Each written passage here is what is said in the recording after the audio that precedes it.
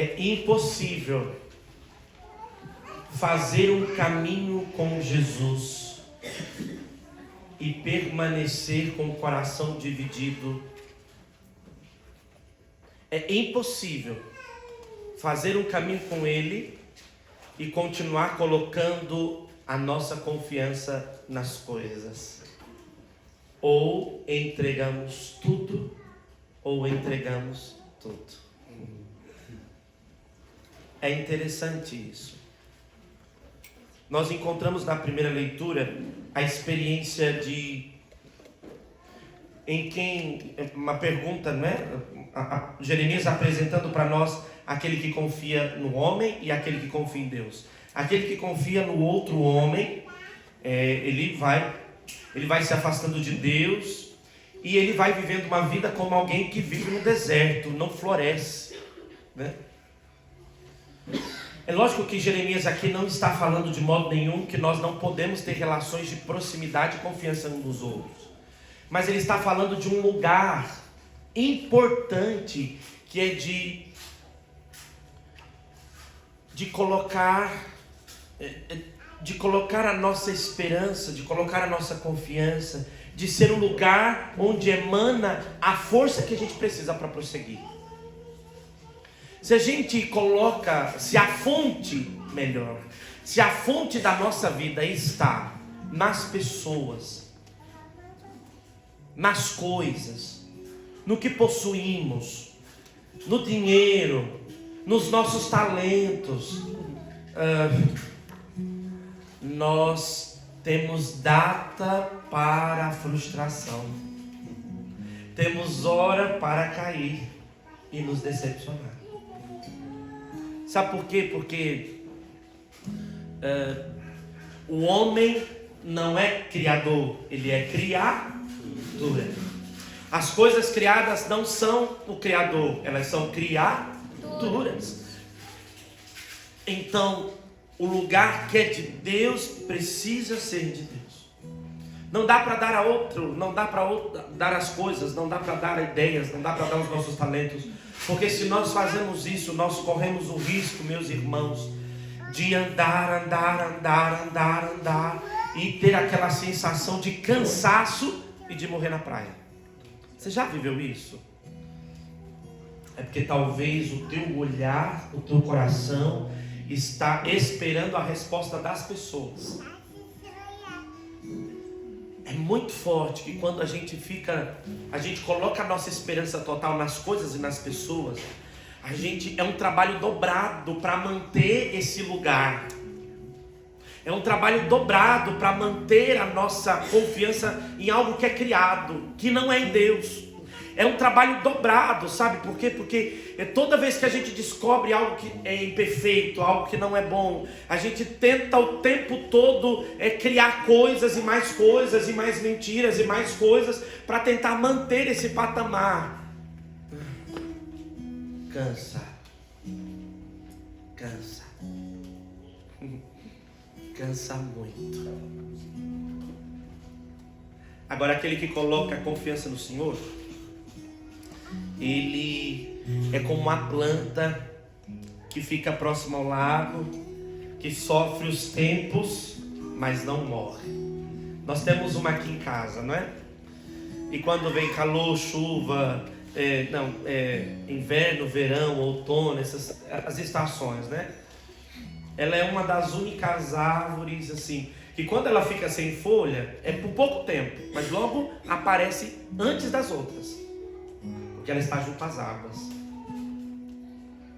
E aí o que acontece? A recuperação e a saúde daquela árvore é maior, é mais rápida. Veja o que eu disse, a recuperação é mais rápida, ela não é evitada, ela não é privada do tempo, mas ela se recupera mais rápido. Quando a nossa confiança está no Senhor e quando Ele é o centro da nossa vida, Ele não vai nos privar das estações. Ele não vai nos privar das estações, mas Ele vai nos dar a graça de permanecer saudável diante de cada estação. E o que é permanecer saudável diante de cada estação? Pense assim: Você está numa luta terrível, a casa está daquele jeito, os filhos, as crianças, o marido financeiro, a comunidade, a paróquia e tudo, aquela bagunça que você não sabe por onde começa. Mas porque você está em Deus, você respira a cada amanhecer e continua. Mas quando você não tem a confiança no Senhor, as estações elas te paralisam. Quer dizer assim, né? Porque a minha confiança não está em Deus, tem um problema, pronto, eu morro junto com o problema.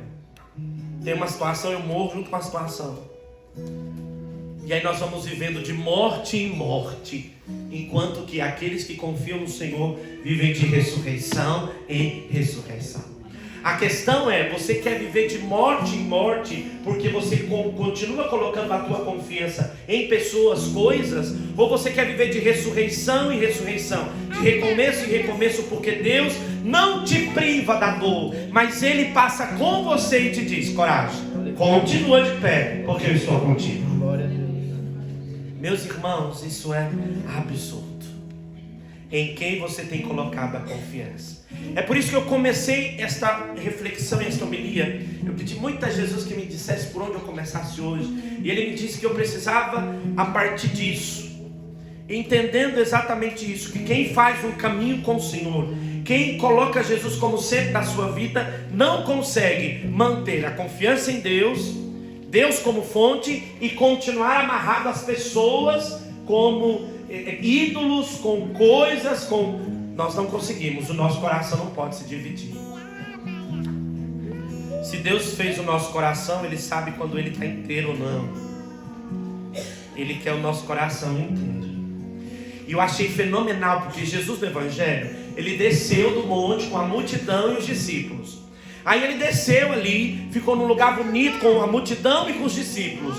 Mas aí quando Ele começou a falar, disse a Escritura, Ele falou para os discípulos. Ele não falou para a multidão.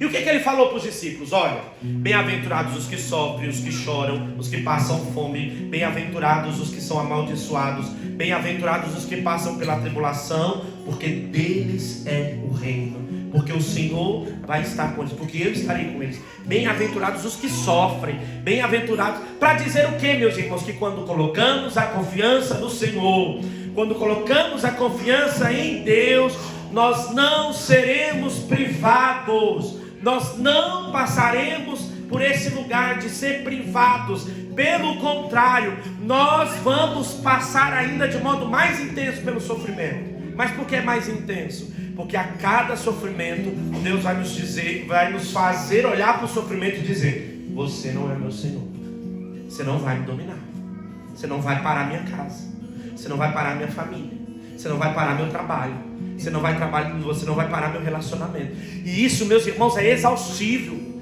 mas isso é salvífico, porque ou nós vivemos dependentes do sofrimento, dizendo: ó céus, ó vida, ou nós vivemos passando pelas dificuldades, como diz uma música por aí, dando glória a Deus, porque Ele é o Senhor e não os nossos problemas.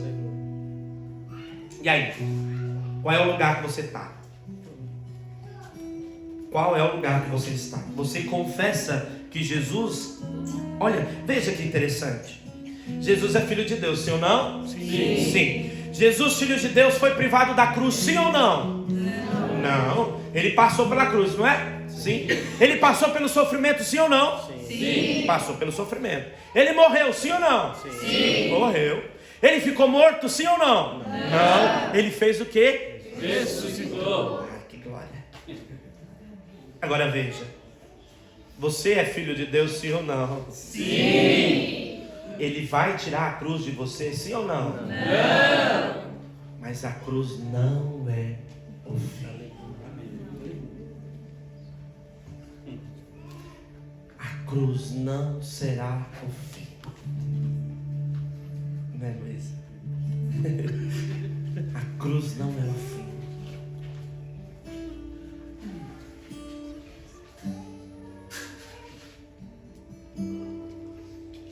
Eu sou filho de Deus, então eu também vou passar pela mesma rotina aqui. Agora eu posso passar pela cruz como filho, ou eu posso passar pela cruz como o mau ladrão. Vocês se lembram da história da crucificação? Então estava o bom ladrão e o mau ladrão. E o mau ladrão começou a olhar para Jesus e dizer assim: ei, tu não é o homem mesmo? Então, vamos aí, ó, vamos trabalhar o negócio, estamos aqui na cruz. Tu vai descer, tu não vai arrumar nós não? E aí? Nós vamos ficar nessa situação mesmo? Olha a situação do mau ladrão.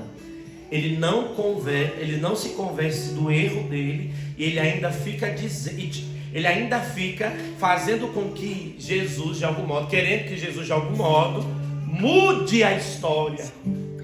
Mude a história.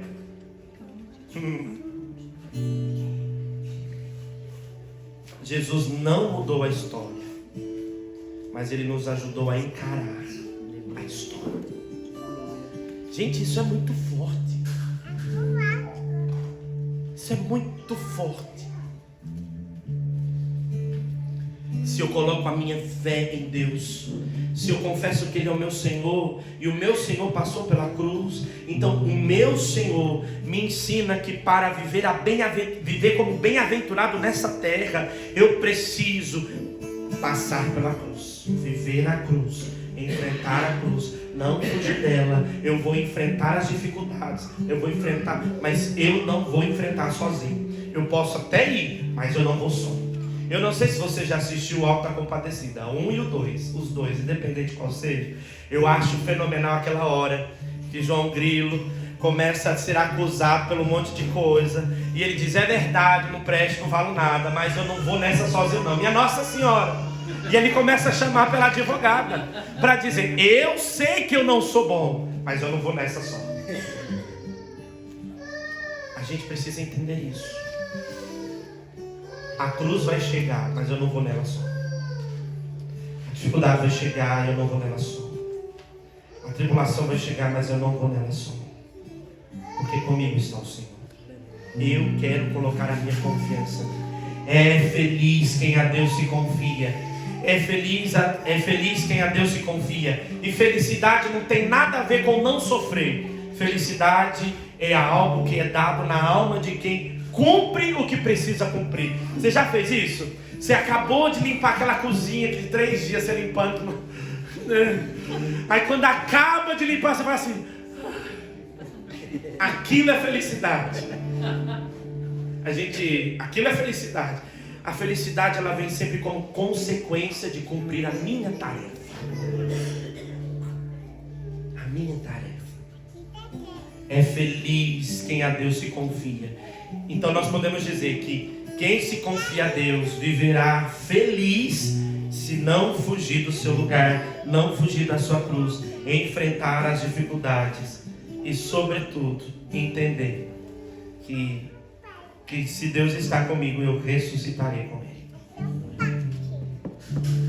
Em quem você coloca a sua confiança? Agora, ai de vós. O Evangelho termina: ai de vós. Ai de vós. Ai de vós.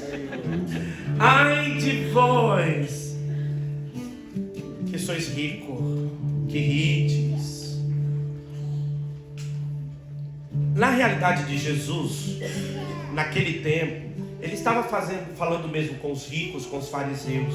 Mas o nosso tempo, atualizando a palavra de Deus para o nosso tempo, ele não está falando só com quem tem dinheiro não, mas existe uma riqueza que não provém de Deus: orgulho, soberba, inveja, ira, gula.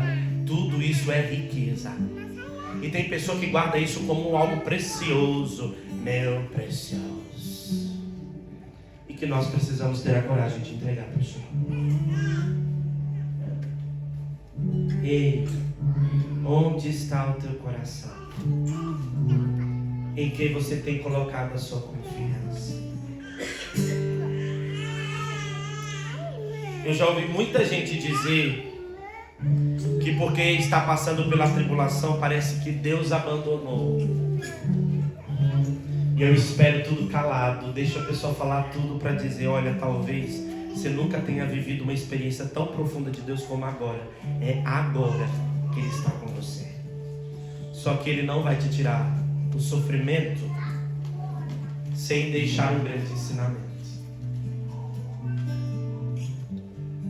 A troca de Deus é: eu tiro. Mas aí você vai continuar do mesmo jeito? Se você continuar do mesmo jeito, você vai voltar para o mesmo lugar. E até pior.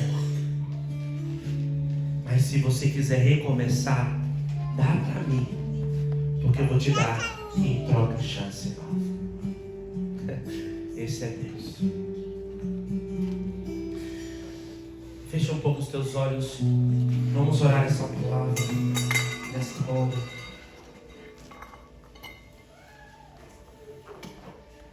Eu não sei em que estado ou estação você está.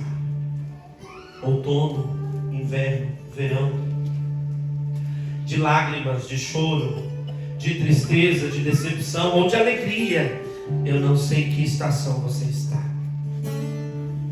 Eu só sei que se você entregar a tua confiança ao Senhor hoje, mais uma vez, Ele vai dar a você, Ele vai dar ao seu coração, Ele vai dar ao teu corpo, Ele vai dar às tuas forças a coragem que você precisa para prosseguir decididamente. Pergunte para o teu coração: quem é o teu Senhor?